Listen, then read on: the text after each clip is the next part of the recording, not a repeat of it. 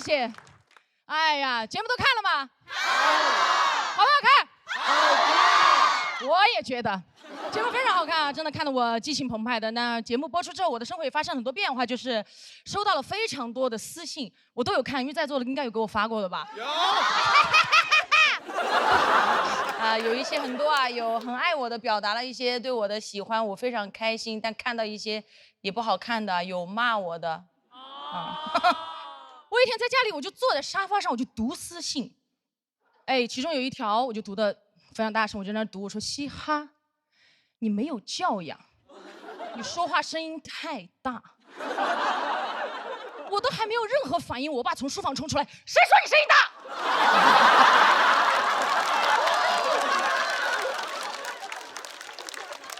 我都吓一跳，我爸说你没有话筒，我都听不见。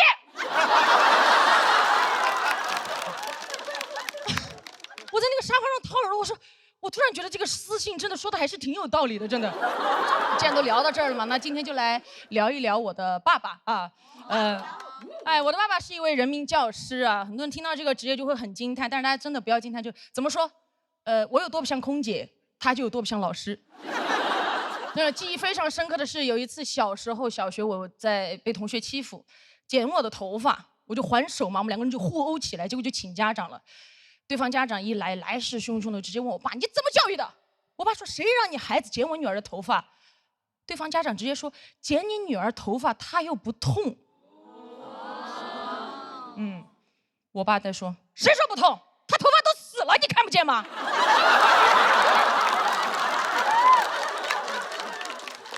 然后过来看了我一眼，抓着我剩下的发，你看，还有些没死透的还在哭。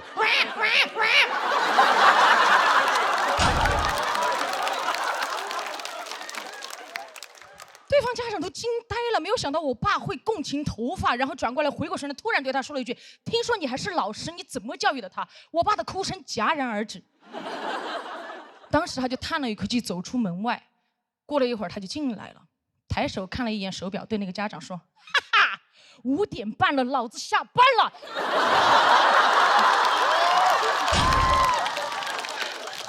现在老子只是一个父亲。哎，真的很酷，对吧？当时对方家长说：“你燃什么？”我爸说：“我现在就把你儿子头发剃了，反正他也不会痛。”对方家长拖着小孩就跑了。我当时站在那觉得我爸好帅，我说我爸上班是李老师，下班是理发师。而且那一次事情过了之后嘛，我就一直很想感谢他，就总想为他做点什么。就有一次放学回家了，我就乖乖在家把他的拖鞋摆好等他回家，但家里的小狗老是跑过去把鞋弄乱嘛，我实在没有办法，摆了好多次没有耐心了，最后就用502把他拖鞋粘好固定。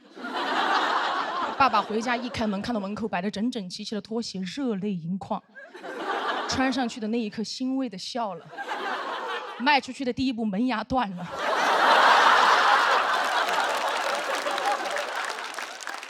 他艰难的爬起来，开始张着血盆大口开始追我，特别像个密室的 NPC， 你知道吗？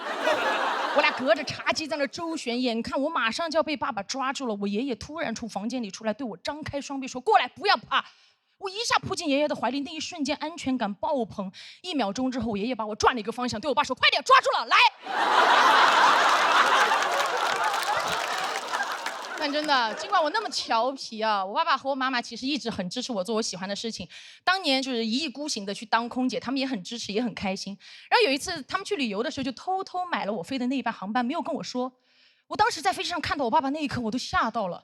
我爸给我眨了一下眼睛。我不敢说话，那个时候我刚飞，我太小了，我就回到工作间。起飞之后，他就找我要了一杯橙汁儿，我送到他手里，转身还没有走2步，突然就听到我爸用巨大的声音在客舱朗诵。他喝了一口，他说：“啊，好甜呐！”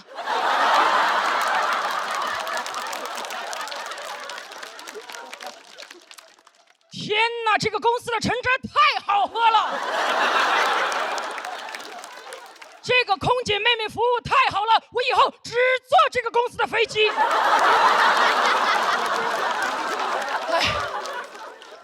当时周围旅客都盯着我爸爸，以为橙汁的供应商来了。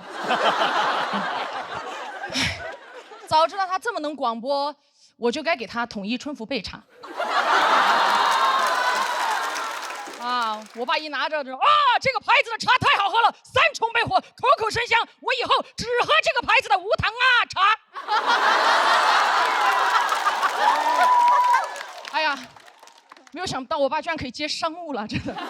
但记得这个就是小学的时候啊，但我这个性格，当时我们班上有个老师就会特别的针对我，他觉得女孩不应该这个性格，然后课堂上无论谁讲话，他都会认为是我，也不听我解释，直接让我滚到外面去站。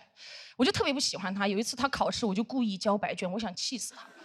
我也不知道我当时哪里来的自信啊，可能我爸都比他先气死。老师让我把卷子带回家给我爸签字，我不敢，我就拿回家模仿我爸签字，最后还是被发现了。我爸爸过来直接把卷子拍在桌子上说滚过来，我当时就跪下了。我一边跪一边滚，就前滚翻。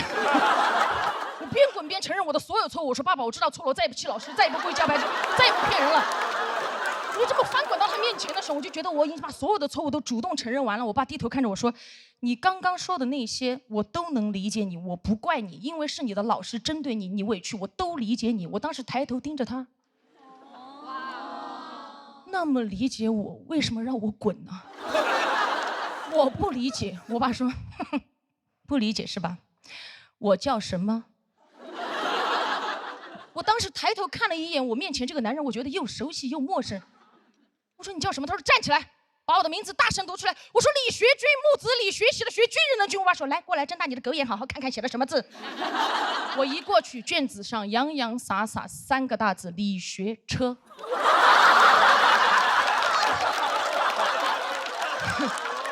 我爸说：“我学车，我学什么车？你把我那个军字上面的土宝盖给我掀到哪去了？学敞篷车。”啊！怪不得我到你学校去，你们老师都喊我居哥。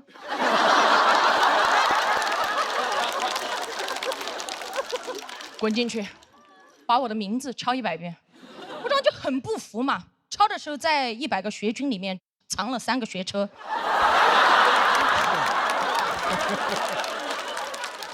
后来那天加起来，我一共抄了400遍。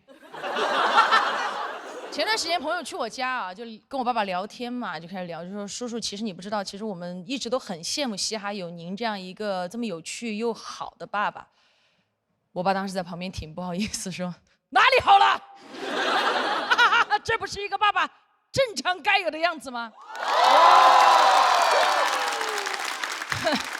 我朋友听完，当时在旁边就说，嗓门确实挺大的。其实这次来之前，我压力也蛮大嘛，因为看到那么多不好的评论，加上又是半决赛。然后爸爸走之前跟我说：“你好好讲，不要去管那些不好的评论，有我和妈妈，你什么都不要怕。”我当时转过去盯着我爸爸，我说：“爸爸，原来你可以小声讲话。”我爸当时说：“当然啦，因为最好的脾气要留给你和妈妈。”谢谢爸爸，谢谢大家，我是嘻哈。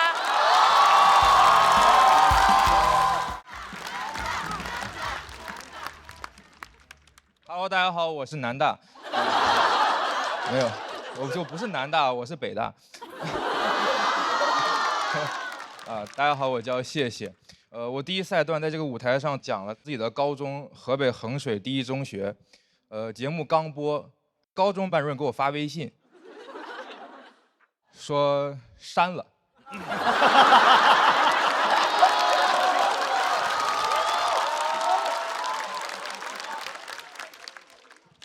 他说你这样说你的母校是非常恶劣的。我没弄明白，怎么就母校了？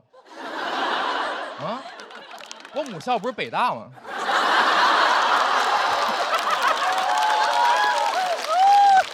就这个高中班主任，他虽然也是老师，但他和嘻哈爸爸完全不同。他是嘻哈爸爸的反义词，粑粑哈西。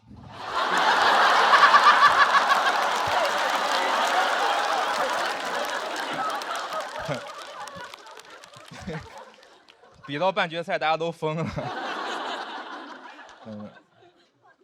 你们今天回家路上就会突然脑子里蹦出来，粑粑哈西。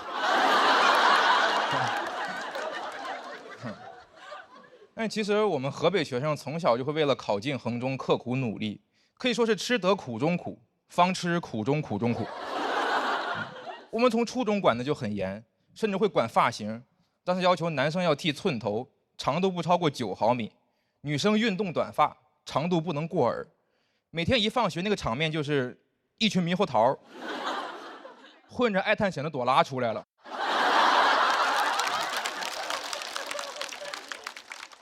我们老师猕猴桃李满天下，还有爱探险的小朵拉。老师说，就是当时如果我们的头发不合格，老师当场拿个理发推子就给剃了。就嘻哈爸爸上班是李老师，下班是理发师。我们老师上班是老师，而且是理发师。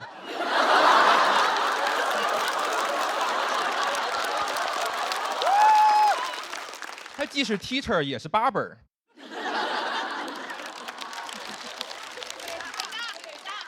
但其实这是高中3500词里面的。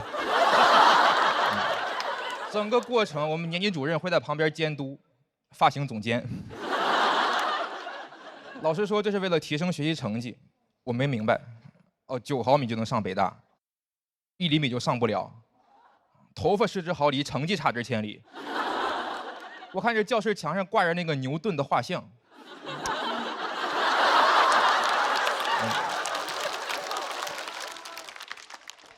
顶多是个中专。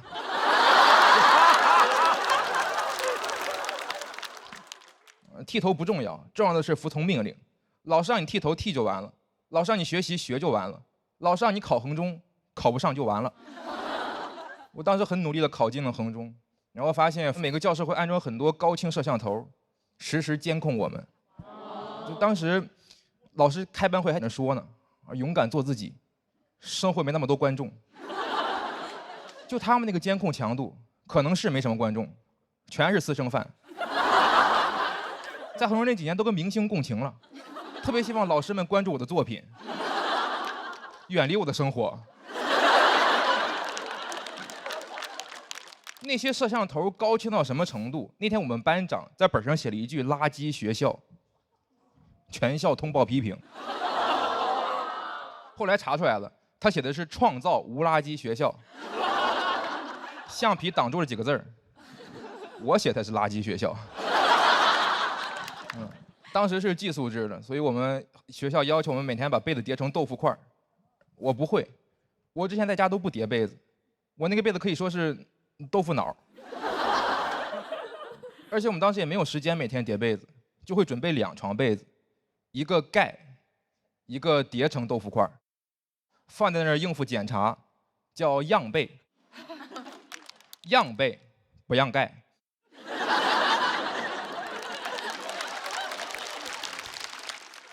但是其实老师检查的时候也能发现是样被，他们不管，因为这样也算通过了测试。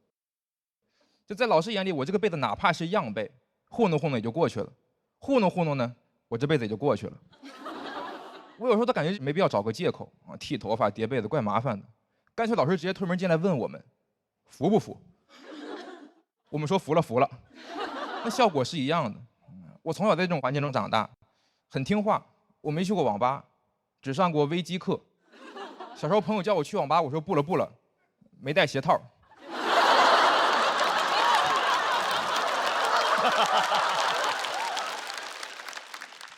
但我高考结束之后，我就发现好像所有的规矩都消失了。我这种服从惯了，反而有点迷茫。没有人给我发号施令，我就不知道该做什么，感觉自己像一个那种 AI 助手，只听得懂指令，不然我就服务器繁忙。那段时间你要求我帮忙，就不如要求我帮忙。你跟我说能不能借我200呀？谢谢，就不如你给我转200。我那段时间就不太适应自由的生活，我发现自己可以留长头发，也可以不叠被子。我那天甚至鼓足勇气玩了一晚上手机，没事儿。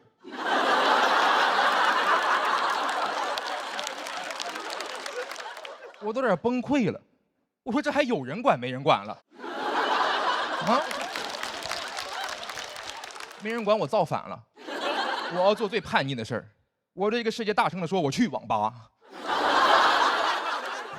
我现在喜欢单口喜剧，就是因为这个地方没有这种事情。我刚入行的时候上了一个资深演员的大师课，他在课上说单口喜剧就是用批判的眼光去解构权威。第2天，就有学员在台上骂他。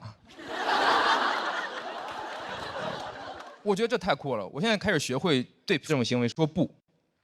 高中班主任给我发微信，我没回他，过了一会儿他又发，我觉得老不回他实在不太礼貌，就把他微信删了。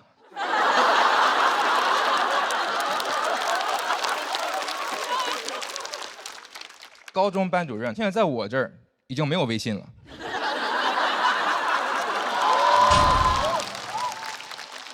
我觉得我现在已经突破了束缚，除了法律，应该没有什么可以约束我。今天就讲到这儿吧，因为节目组说不能超过7分钟。谢谢大家。大道说乐。朋友们好，朋友们好，真的，节目播了看了吗？我录节目录2年了啊，上一期播出讲了一个关于痛经的段子，弹幕上还有人在问，他怎么来的月经啊？一个男的。怎么光看得见我的美式前字，看不见我的少女心事？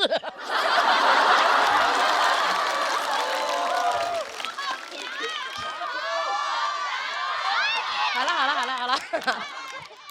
我真的我少女心事太多了。我既没有一个特别好的爸爸，也没有上过北大，但是我有一个真的不怎么让我省心的妈妈。我18岁刚刚出来毕业工作的时候，就赶上了我妈妈第1次车祸。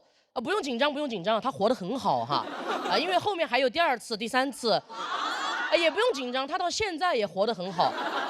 我之前一度也就思考过，我妈妈是不是去碰瓷的。我后来发现她就是单纯的运气不好。我妈这个人就那几年经常被车撞，就是一个红颜车祸水，你知道吧？第1次是被汽车撞的，第2次是电瓶车，第3次是自行车。我妈妈现在走到路上要小心一点，滑板车，而且3次都是意外，甚至都是她走在斑马线上被撞的。我都在想，什么意外能来3次？就遇上孙悟空的白骨精，半夜起来开门的诸葛亮，孟母的家，大禹的门，成都市双流区张女士本人。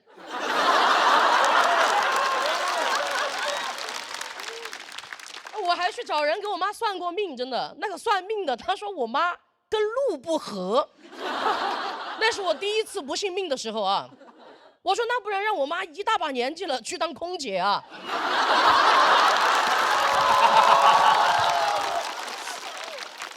她第1次出车祸的时候腿撞骨折了，我当时赶到医院，隔着病房的毛玻璃，我就看见我妈病床前站着一黑一白2个人。我当时以为我妈要走了，我看清楚过后，我才发现是医生和肇事司机。当时把我气的，我都想直接冲进去骂那个司机。我想说你眼睛瞎了呀！结果我冲进去过后，他们跟我说是我妈没看红绿灯。但是那句话已经顶到嗓子眼儿了，我还是大喊，我说你眼睛瞎了呀，妈！而且我18岁啊，一点社会经验都没有，我就想问他一个重点的问题，我说你当时是怎么撞到他的？那个司机就说我这么一开，你妈就这么一飞。我说哦，是这么当的空姐哈，是。而且司机是一个中年男人，他看着我当年留了一个蘑菇头，就长得有点像金龟子哈。他说你还是去找个你们家能管事儿的男人来谈吧，我跟你一个小女孩都聊不着。我说没有，我全家都在这儿了。而且你怕小女孩干什么是吧？你怕什么怕？怕我节奏火辣，怕医院太大，怕我太会还价。我们 CDC 就是这样子哈。而且我们家当时真的很穷，我那一年在成都的春熙路上卖衣服，我妈比我好一点，她在一个大厂里面当保洁。我们都是为了生活一心向前冲，就像斑马线上我的妈妈一模一样。我当时唯一的办法就是缠着司机硬要钱，他留个电话号码就要走。我当时凭一个女孩的直觉，我觉得电话号码说换就要换。我说能不能加个你的 QQ？ 因为我觉得 QQ 比电话号码重要嘛，谁会舍得说换就换？你挂等级太难了。我一看他 QQ 3个太阳，我心想这把稳了。而且都到过年了，他还在拖欠医药费。但18岁的我办法多的是，因为我这么聪明的宝宝，从小就爱喝飞鹤奶粉。聪明的小脑瓜瞬间就来灵感了，还得是飞鹤。不得不说，这个 QQ 真的加的太对了。我发现他的单位就藏在他的相册，我直接去空间里面给他留言，我说你有钱充黄钻，没钱给我妈。你都多久没来看他了？过了一会儿，他同事就在下面给他回复说：“你玩的挺大呀。”啊？你私生女都会发说了啊？第二天他就到医院里面来把钱给交上了，该说不说挺有诚意的，把他老婆也一块带来了，你知道吗？但我没有想到过，我妈妈出车祸这个事儿真的像刮刮乐一样，刮开一次，里面写着再来一次。但她第二次被电瓶车撞的时候，我已经20岁了，心态上成熟了很多。春熙路就是这么磨练人哈。我当时早就已经是我们家里的顶梁墩了，而且我有了前车祸之鉴嘛，我就发现啊，穷人简直太好被打发了。我这一次要拿回属于我的所有，坚决不能让别人看出来我们家既没男人又没钱。这还好，我从小就在想办法，老子办法多的是。我直接去剃了一个板寸。谢谢，你的板寸是学校给你剃的，我的板寸是社会给我剃的。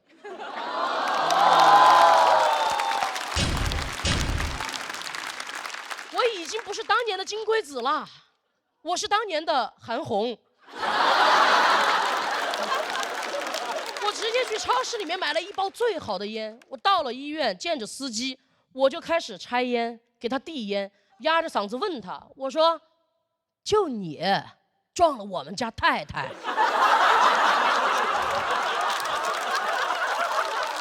司机直接被我镇住了，他说：“对不起，老爷。”一直给我道歉，我就带着他去交钱。当时感觉一切都像2年前一模一样。连我妈被撞的那条路都还是在天府大道，太离奇了。韩红老师听了都要忍不住感叹一句说：“这才是一条神奇的天路。”我妈一看医院里面钱也交上了，太太乐了。但是等这一切都结束过后，我还要骑着我的电瓶车去上班嘛。那天下了好大的雨，雨水就顺着我的板寸往下流，都辣到我的眼睛了。当时我就知道，人还是应该留美式前刺，还淋湿了我的那包软中华。我当时边骑车想哭又不敢哭，因为我必须看清楚了斑马线上到底有没有行人，这个钱不能从哪儿拿的就花在哪儿，对吧？就那几年，邻居老是看见我把我妈抬着进进出出的，我们家的日子呢又越过越好。就总感觉我们是在做什么局，你知道吗？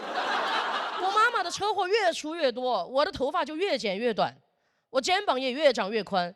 但确实那几年没有什么人敢欺负我们，我后来也就慢慢习惯留短头发了。我现在之所以敢站在舞台上讲王悦纯女的，是因为我已经不需要短头发来保护我自己了。我现在已经有麦克风了。而且学会扛事儿就要付出代价。你看麦克风为了扛事儿都留的光头。我给我妈说过，我想写她出车祸的事儿，她说写呀写呀，我这辈子简直太好笑了。因为在我妈那儿没有什么事儿是不能拿来开玩笑的。我感觉我妈妈前半生真的很传奇，她被撞了3次，居然只是完好微损，简直是我心里面的神奇女侠。我现在甚至都觉得，人一辈子不出车祸才是意外，每一个平安无事的日子才是奇迹。谢谢大家，谢谢大家，我谢谢。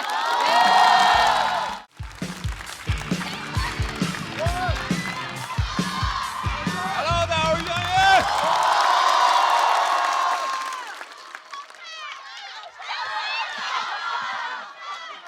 哎呦，你们真是对着我喊好帅，那儿有庞博，要不你们看看。录节目确实变化挺多，能感受到大家很热情。然后我去年为录节目，然后还搬来了上海住，然后就会经常被问说你是哪里人，我每次都很难回答，因为我这个身世很复杂。就是我爷爷奶奶好像是江苏的，我姥姥姥爷是河南人，然后他们是逃难去的东北。我小时候在黑龙江长大的，上初中我爸妈又带我去珠海上学。因为珠海房价很贵，我们就住在隔壁中山。我自己上大学去广州待了7、8年，现在在上海工作生活。我脱口秀俱乐部签在杭州。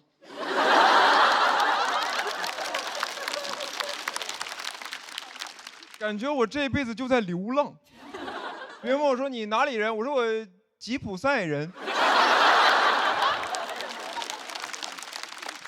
然后我爸妈当时刚去珠海，就是开了一家东北饺子馆，生意贼差。因为他们为了省钱，开在了一个偏僻的巷子里面，完全没人。我妈说没事儿，这附近有一家中学，等开学了肯定很多学生来吃。但没有学生来我家吃饭，都在我家门口玩闹。这又不是春晚小品，闹着闹着，哎，饺子，别闹了，咱们帮阿姨包饺子。然后我上大学之后就去了广州，然后毕业之后住广州那种城中村，那种城中村的房子就是楼间距很密，啊，24小时见不到太阳。你在亚热带可以感受到极夜，一个东亚家庭北欧风。就这房子，中介还能吹呢，说这屋啊，以前人科住过，眼前虽然黑，但前途一片光明。推门进去，那是个群租房。我说这怎么人科走了，里面还有5条人呀？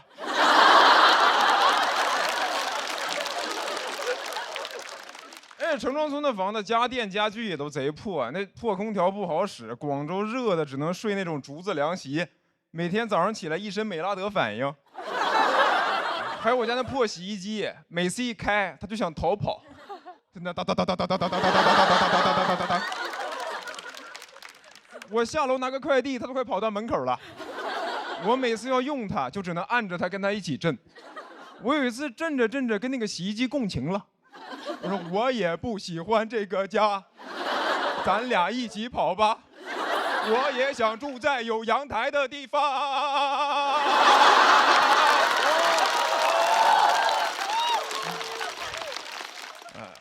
然后，而且你租房，你就算住得好，也没有什么安全感。我这有个房子，应该住了2年多。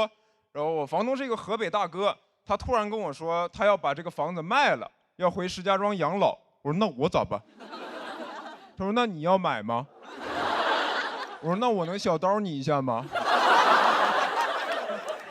那段时间临时找房就贼难受，也没啥办法，每天发泄情绪只能靠听那种很燥的摇滚乐，杀死那个石家庄人。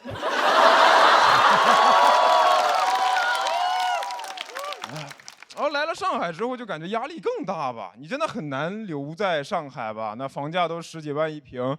我第一次看到上海房价，我都觉得这房子是用现金盖的吗？就人都钢筋混凝土，上海用美金人民币。就拿一沓一沓的现金砌墙，刷墙直接用黄金，墙一掉皮就给房东打电话说：“哎，这美元跟黄金怎么脱钩了呢？这人民币怎么一直往下掉啊？”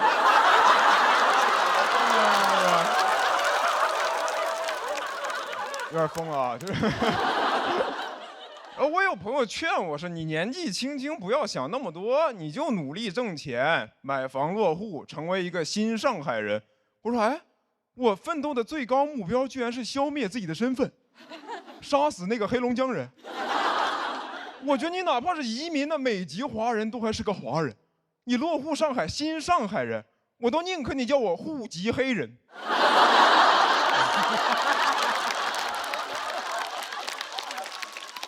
而且我发现你这个身份、地方其实都可以换，但你这个胃没法换。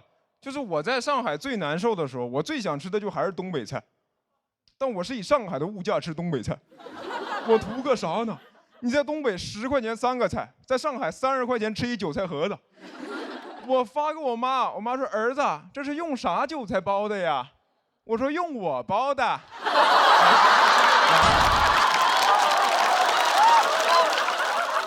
新上海韭菜。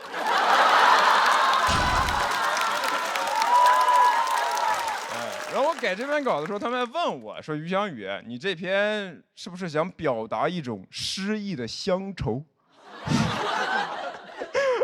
我说：“啥乡愁呀？我要愁的事儿多了去了。你说户口、搬家、预制菜，哇，乡愁是一种非常奢侈的情感。我现在看什么举头望明月，低头思故乡。我说李白，你有阳台？你这个新长安人！谢谢你们，我是袁云。谢谢大家，我是阎鹤祥。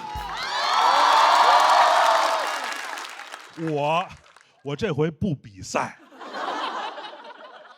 不比赛是因为我这次想来表演。因为我如果比赛的话，我到不了这个赛段。但是其实还是说一个最主要的原因，就是没参加比赛，是因为今年在备赛的时候，我媳妇儿怀孕了。对。然后那个这也给灯啊。然后那个我这个能力啊，确实没法参加这种激烈的比赛，然后在一边照顾我太太。然后我说我就别来了。但是我是这个节目的粉丝，我参加过，我能做的就是陪着我媳妇儿在家一块儿看这个节目。就我跟你们说，我媳妇儿啊，真的没看过脱口秀。她看第1期的时候，她嘎嘎的乐，就乐得在我们家沙发上打滚儿，你知道吗？然后你知道，就是一个孕早期的人，他跟你说他乐得肚子疼，你瘆得慌，你知道吗？就是我在家里，就是吓得我浑身发冷。就我感觉我当时我就像一个企鹅一样，就我希望喜丹就别那么可乐。哎呀，你们节目也看了，就是看到后边的时候，我太太有一点激动，看这个节目，就真的给我吓坏了，你知道吗？我夜里3点给我建档那个妇产科打电话，我说那个我太太孕早期，她现在有点激动，有点不舒服。然后接电话是一护士，护士说因为什么？我说因为看那个房主任。然后护士说你要挂房主任号，你直接给房主任打。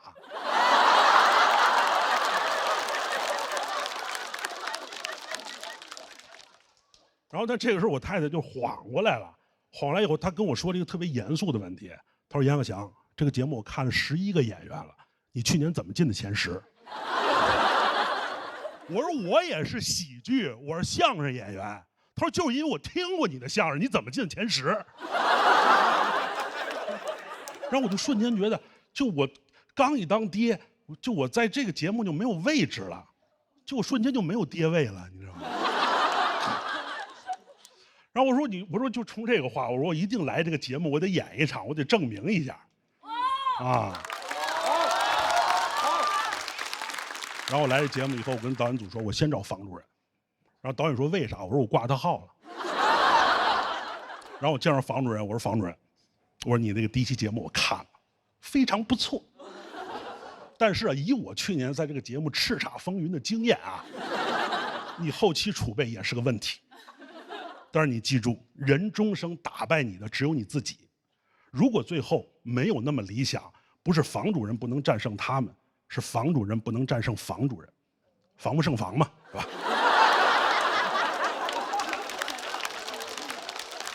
然后房主任说：“严老师，您爹味儿又回来了。”然后房主任他说了他出走的决心啊，其实我去年也是有这方面的表达，但是我必须得回去，因为我社保确实在相声界呢。但是你们就真的不知道这1年，就是相声界都对我做了什么，就是他们逼我在相声园子说脱口秀。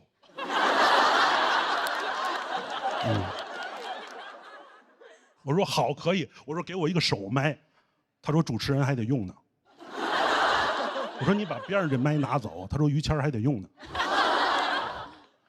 然后就是那种感觉，就我们的封箱的开场原来是耍狮子的，现在是我的脱口秀。就耍狮子是3个人10分钟，我1个人5分钟，就降本增效，真的。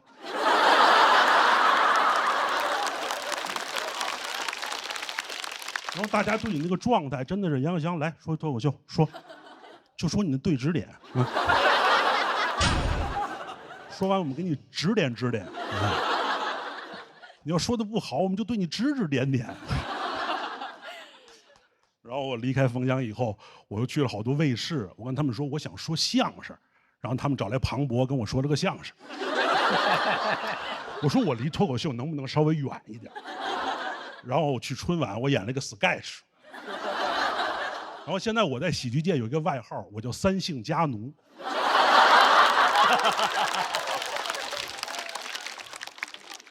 就是你从你的对指点回去以后，你发现你变成了一个新的异类。但是我这一年，我反复又想再沟通这两个行业。我见到一个相声演员，我就跟他说：“我说你知道脱口秀真的跟咱们有什么区别吗？”我说：“第一，他们真的让更多的女孩上台讲笑话了。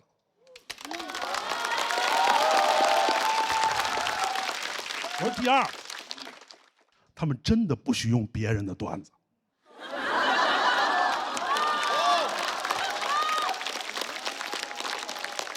我说第三，他们的行业的明星应该是那个最可乐的人。我说第四，就是你长成刘仁成那样，只要你有作品，你也是流量。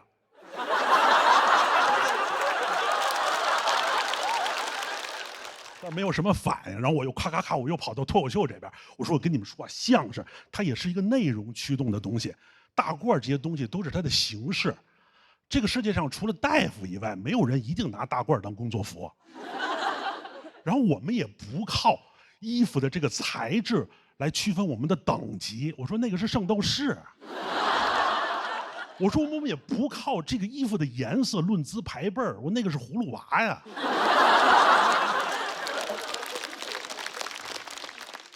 依然很纠结，就是我去年在这个节目舞台上的一些不适，包括我今年回去以后的一些不适，你发现你找不到一些自己的共情的点，就直到有一天，我刷短视频的时候，我刷到了一个虐待福寿螺的视频，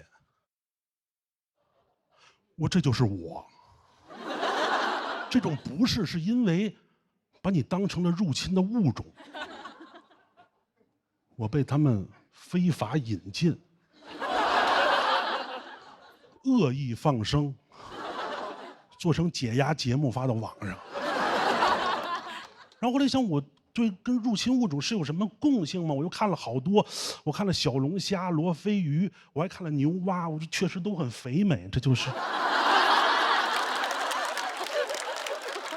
但后来觉得我不是，为什么呢？因为入侵物种最大的威胁，它危害当地的物种多样性。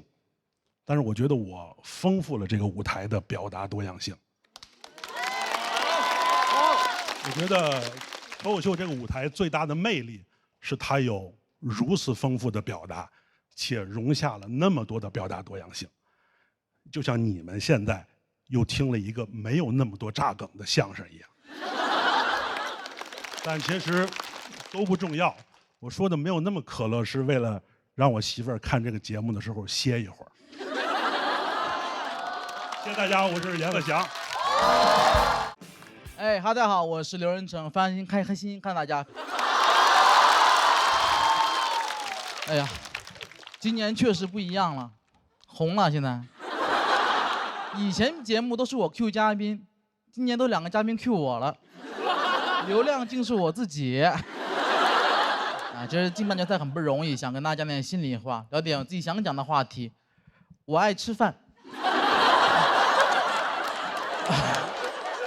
绝对不开玩笑。我从小就想成为一个美食家，我小时候的偶像是哆啦 A 梦，我觉得他是最热爱美食、最纯粹的，因为他不用吃饭，但他天天吃饭。我关心的就只有吃饭而已，所以说实话，现在生活没有什么动力，我的能力已经完全覆盖我的欲望了。我现在每个月轻轻松松月入20万，大卡，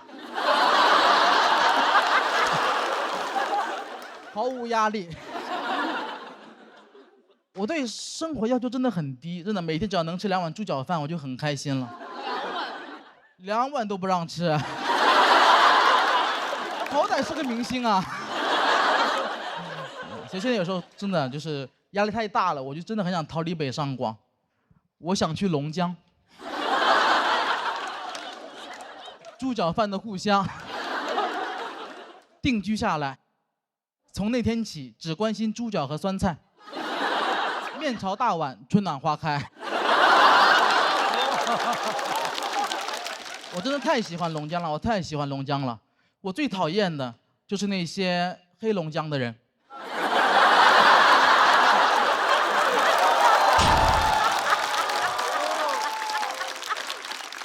不是说于香雨哈，这个梗确实非常幽默。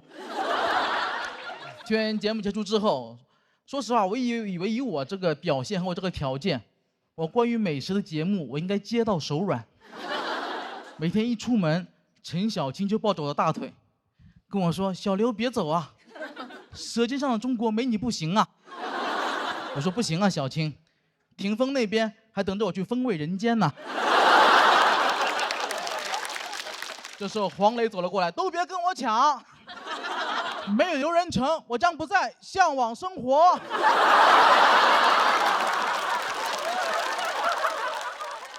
一个都没有发生，一个节目广告都没有接到，甚至前2天有一个快餐品牌，他点名要一个脱口秀演员，我觉得该轮到我了，我相当权威。你们知道我这辈子吃了多少汉堡吗？谁能跟我比？也就毛豆可以一战。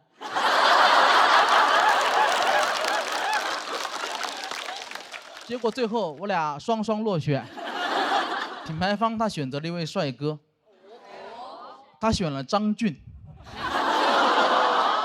我认为甚至不是帅哥，那是。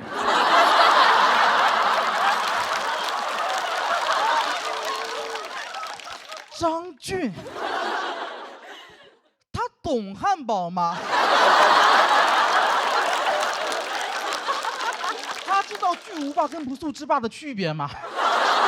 他知道吮指原味鸡有几种吗？他知道什么是布里欧修面包坯吗？这是什么？你们知道吗？巨无霸是3个面包片加2个肉饼有蔬菜，不速之霸是2个面包片、2个肉饼、2个香肠没有蔬菜。吮指原味鸡有5种，最好吃的是鸡三角。布里欧修面包坯的特点是黄油含量超50%，口感绵密细腻，味道香甜醇厚。这些事儿张俊他知道吗？你们也别怪我情绪激动，他触碰到我的逆鳞了。而且咱们换位思考一下，如果有一天张俊他打开他的蛋白粉，发现是我代言的，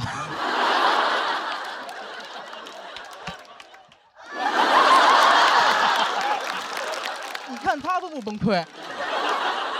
哎，可是最后品牌方还是给了我解释，他说没有选我的原因是因为他们是一个快餐品牌，他们不能找胖子，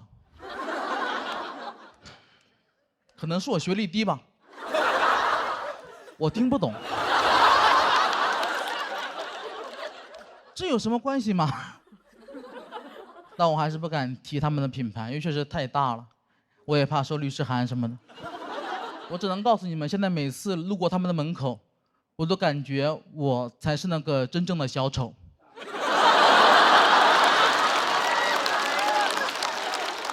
我真的很难过。我们胖子门窗，一家都是卖门的。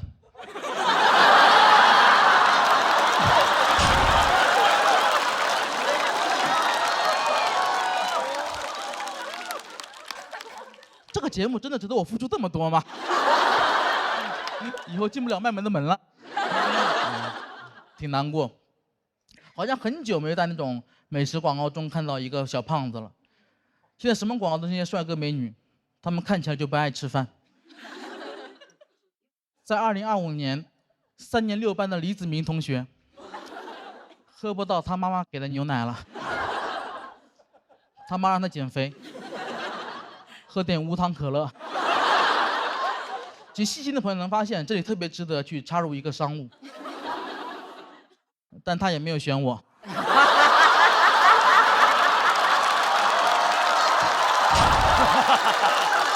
冠军，但没事儿，我相信只要我长得好，观众朋友们会选我。感觉不知道从什么时候开始，大家对这种吃饭的爱就没那么纯粹了。我感觉好像是从热量可以被精准的计算开始，他都太在乎、太谨慎，有点魔怔了。你们有没有跟这种人吃过饭？就是他跟他吃饭，他就要计算每一口的热量，每一个口。吃个饭那里30大卡、50大卡、40大卡，吃个饭我以为上国道了，全是大卡。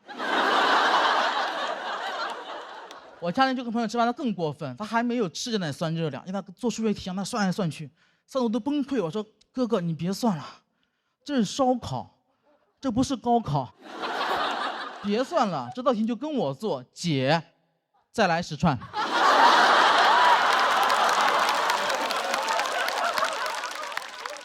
我在这里说啊，吃肉不吃蒜，香味少一半。他说哎，蒜是碳水，蒜也有热量，让我来算算蒜的热量。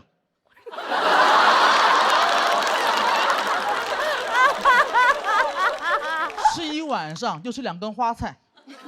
我说你爱咋算咋算吧，一会儿 AA。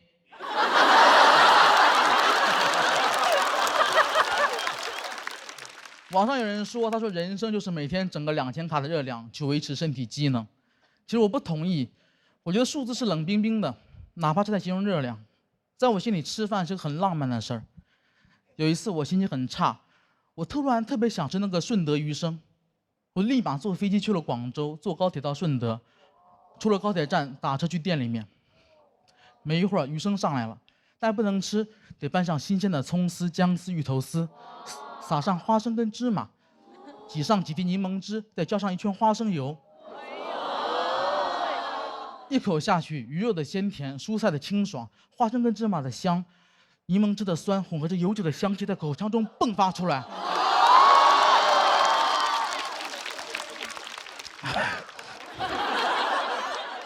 那一刻，感觉自己所有的不快跟疲惫都被扫掉了。也是那一刻，我明白，我在我以后的人生里面，我不应该注意那些琐碎的痛苦，我唯一要做的就是吃好每一顿饭。想到这里，我对着面前说了一句：“余生，请多指教。”大家好，我是张成。大家好，我是陈明飞啊。这2年主要在外地念书，跟老家家人朋友聊天，主要靠发微信。但我发现微信这个软件其实很容易让我变得敷衍，就是朋友转我视频，我肯定不看，哪怕我本来就在看视频，我只会先等1个小时，然后说好好好好好。他说这是我偶像进监狱了，但他发的是语音，我也懒得听，我说笑死。线上有点敷衍，线下也不是很擅长社交。大学有空去讲一讲脱口秀。大一那年省吃俭用攒了1500块钱，瞒着家里去成都打了一场比赛。朋友们，这是场豪赌，因为如果赢了，我就能用奖金买机票回上海。比赛结果怎么说呢？上海30个小时绿皮硬座也能回。我上车的时候其实感觉还好，因为我觉得现代人只要有手机玩，熬30个小时不是问题。上车之后才发现这辆车有座但没有插座。说实话，我宁愿它只有插座。手机没电之后，我才意识到平时坐高铁还是有点太矫情了。有人外放视频，我就心想这个声音怎么这么大？但那天，我说这个声音我怎么听不听呢？我发现我其实挺喜欢跟人一起看视频的，烂片我也看。我感觉烂片可能就适合在绿皮放，无聊的人看无聊的片儿。上海堡垒只在绿皮，豆瓣至少9.9。绿皮书能拿奥斯卡，就是因为叫绿皮。我觉得人可能就是在这种环境里才容易看东西感到开心，觉得好玩。我现在特别理解录节目为什么要做得紧，还要收手机，以为自己踏上了通往快乐的列车，殊不知这是一般绿皮儿。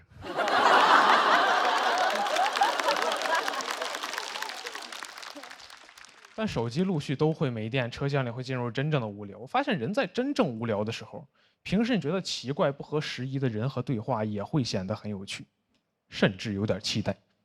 我当时对面也是一个大学生，印象很深刻。跟我说的第一句话是：“你知道吗？可乐喝多了会让人不孕不育。”这要在微信上，我立马拉黑他。但当时在绿皮儿上。我说可乐还有这种功能呢？闲着，你展开说说。这里的对话就是完全不敷衍，甚至有点冒昧，但没人在乎。周围人的家乡籍贯、情感经历我一清二楚。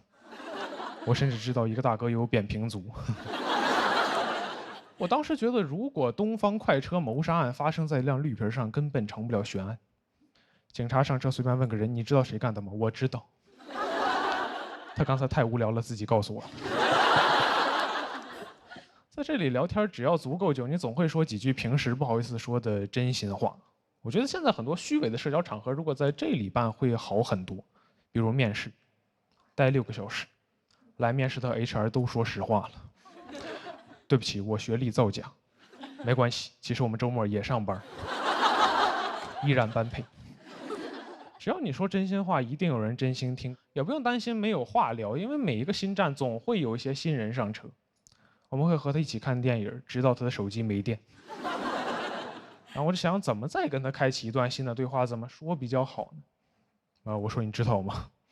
可乐喝多了会让人不孕不育。我发现这句话在车上的意思其实是你好，只要他听完没有骂你，就算通过好友申请了。我越想越觉得这其实是一个非常厉害的一个开场白啊，因为它足够纯粹。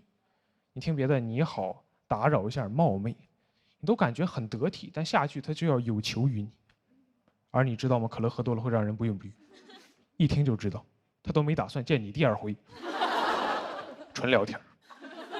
就这样一直做到终点。我说要不加个微信吧，也算最了解彼此的人了。到家之后给他发了一个视频，他说哈哈哈哈哈，然后再也没有联系。我有一个也不是很擅长社交的朋友，听了这段经历还挺高兴的。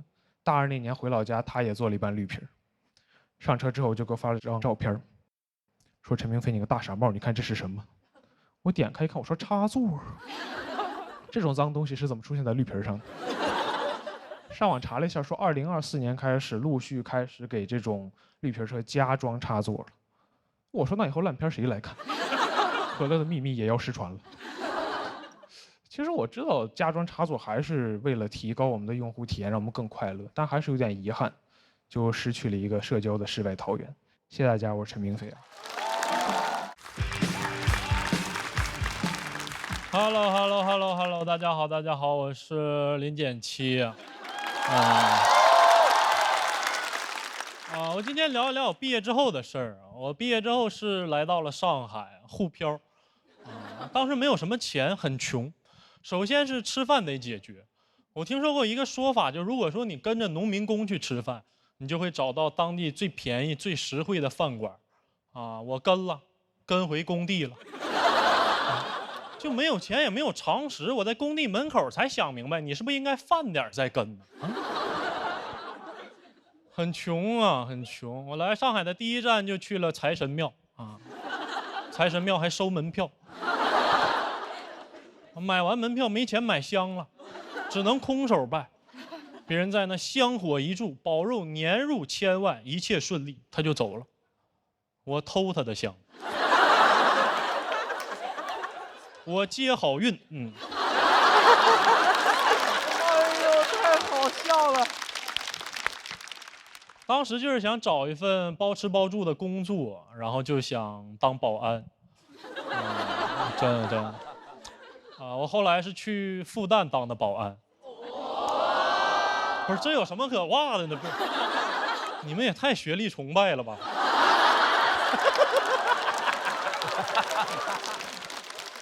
其实我也一样。我为什么去复旦当保安？原因很简单，就是我想在以后朋友聚会沉默时，我突然说一句自由而无用。他说什么玩意儿？我说没事，我们学校校训。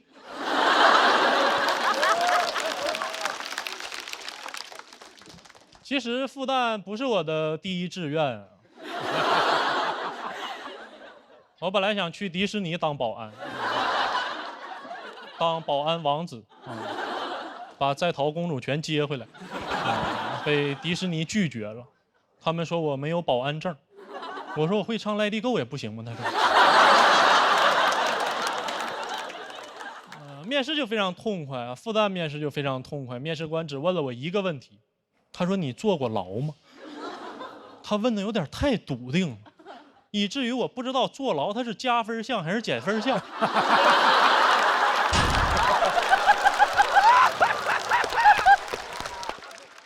我脑袋也是一抽，我跟他说，我可以学。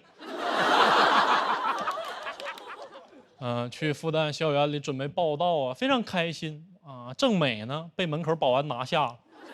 他说你是干啥的？我说我过来当保安。他说那以后我们就都是同事。我说就非得说是同事吗？就不能说是校友吗？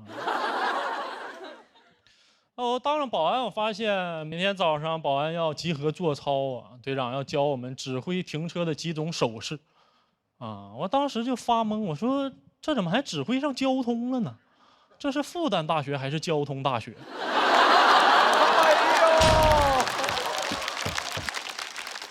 队长说这个是停车啊，这个是左转啊，这个是倒车。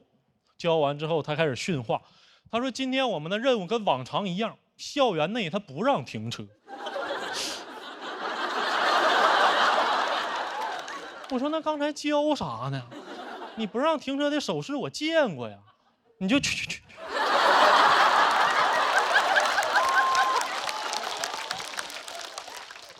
我被分配到了巡逻岗啊，我不知道得去哪儿，我就问队长，我说我们应该去哪儿巡逻？队长说你看哪没有保安你就去哪儿，网吧没有，但里面都是当保安的种子选手。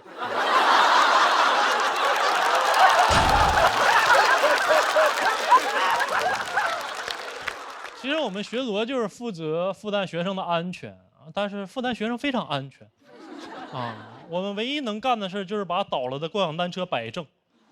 但是复旦学生素质有点太高了，车倒了他们自己会摆。也就是说，我干了一份毫无意义的工作，我每天就在那找活，我就在那找倒了的共享单车。有一天我终于找到一辆，非常激动，我这么一扶倒了一排。我非常开心，因为终于有活干了。但是让我非常羞愧的是，复旦学生开始围过来帮我，我都有点急了。我说这是我的活儿啊，你学去呀！你不学我也不学，那复旦开它干啥呀？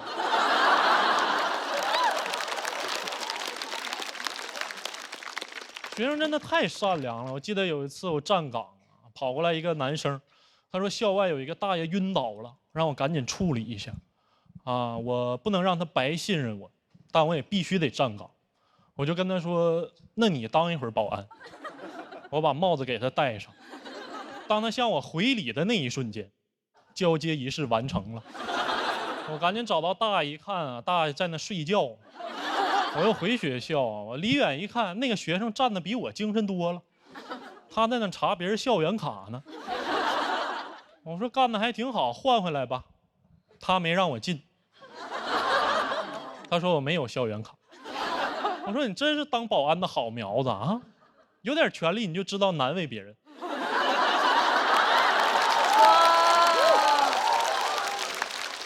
他说就是跟我开个小玩笑啊，觉得当保安挺有意思的。那一刻我情绪非常复杂，就是他能随时替我当保安，我不能替他念书，我会的就那些玩意儿，对吧？你们想，如果课堂上老师对我提问，他说高分子材料在哪个区域有不可替代性，我说这个区域我不负责。你可以问他啊，老师说你赶紧回去复习吧。我说去。其实那段时间过得非常的孤独，也没有人可以说话，然后我就写成了日记，我给大家念一下。晚上下班了，保安都去钓鱼了，都在河边站一排。河很安全，鱼很危险。我没地方去，我就去对面写字楼厕所里哭，哭完回来才想起来没上厕所。当时很晚了，我路过河边，只剩一个钓鱼的保安了，我们也不认识。他问我要大鱼不，我说不要了，我自己都没地方待，他就给放了。他说做大鱼真好，自由。哎呀，其实也没啥用。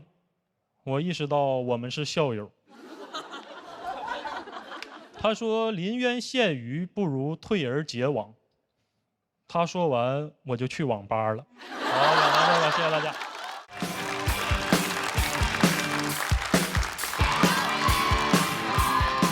大家好，我是唐湘玉。今年确实是有进步了啊，有成长了，居然让我来压轴了。还行还行。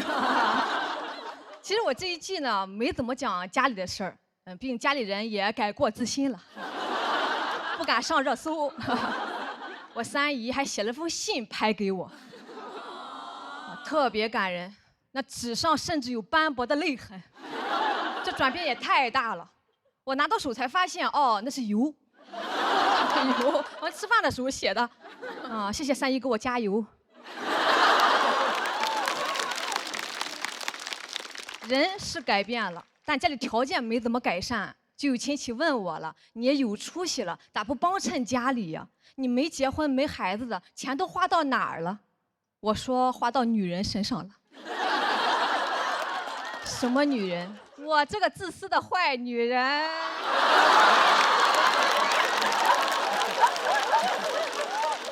太自私了，去年狠狠奢侈了一把，我开始整租了。我相中了一个3层老洋房的阁楼，也不便宜的哈，比祥子那个好多了。我有阳台，但去了之后才知道，那个房东阿姨住在楼下，要求特别多，问了我学历、年龄、工作，又问我几个人住。我说我单身，一个人住。她说那可不一定，谈了朋友，谁知道会带什么人回来住？我说那不会，一个阁楼有什么脸带人回来住？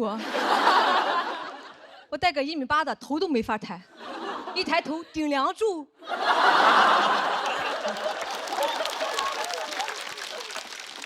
而且他得先让我住，我才能证明我不会带人回来住，不然就是一个薛定谔的问题了。但我不敢再犟了，我怕他以为薛定谔也要过来住。我特别想说，阿姨，我真不喜欢和别人住，如果有可能，我都希望你也别在这里住。他说，哎，就是怕租给了不三不四的。我哪里不三不四的？我人五人六的。我都没说我做脱口秀的，那不得把他吓死呀！反正就是各种挑你，什么一个外地小姑娘不稳定，咱也不知道要多稳定。我在这阁楼里住一辈子吗？就不出阁了吗？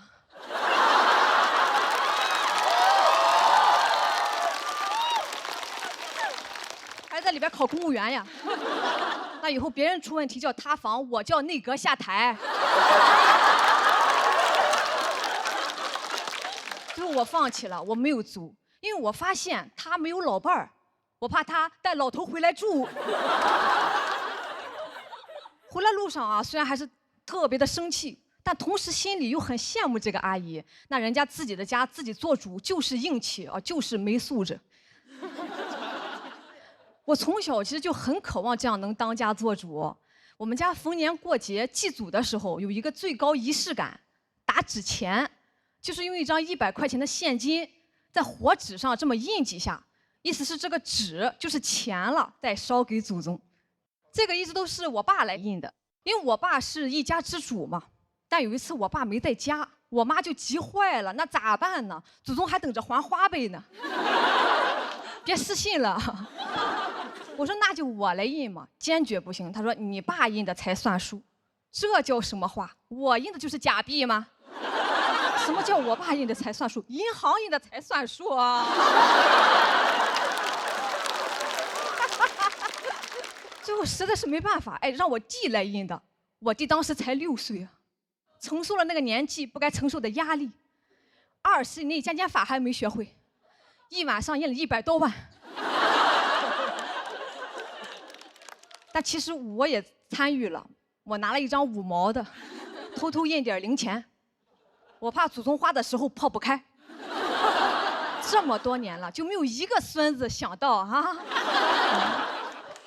那时候我就知道了，我弟也是一家之主，我特别羡慕，我也想有这个能力，我就开始锻炼自己，越不让干啥我越干啥，不让我上香，我就在房间里自己点，反正这房子也不是我的，不让我上坟，我就给别人家的坟磕头。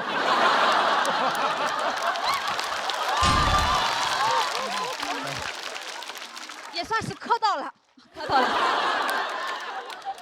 我那会儿一放学就往坟地里跑，磕到老李家的时候还被发现了，哦，被人发现的啊，被人发现的，把李家人气坏了。你自己家没有吗？显得你孝顺呀啊！我就是想知道怎么能当上一家之主。我把户口本都翻出来了，哇，更迷惑了。我堂堂嫡长女，居然在最后一页，我何曾当过倒数第一啊？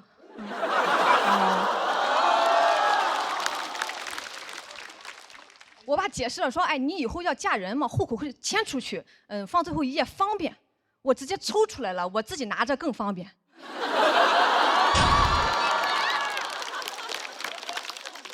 我爸说你要造反呀，听听这个用词，谁还分得清他和皇太极？我说我没有，我只想多儿滚。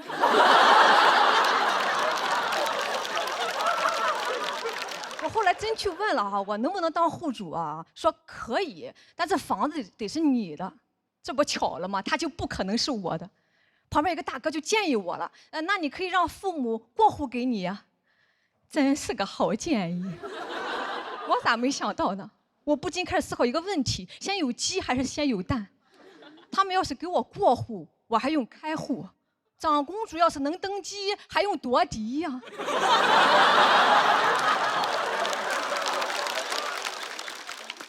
不夺了，我自己买了。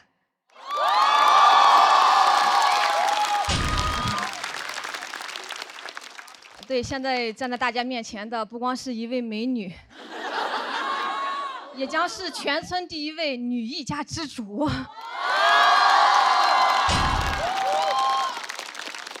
简称大女主。虽然没有买在大城市啊，但还是很高兴的。我当天就去做了一本家谱，以后从我这里单开，我给我自己当太奶。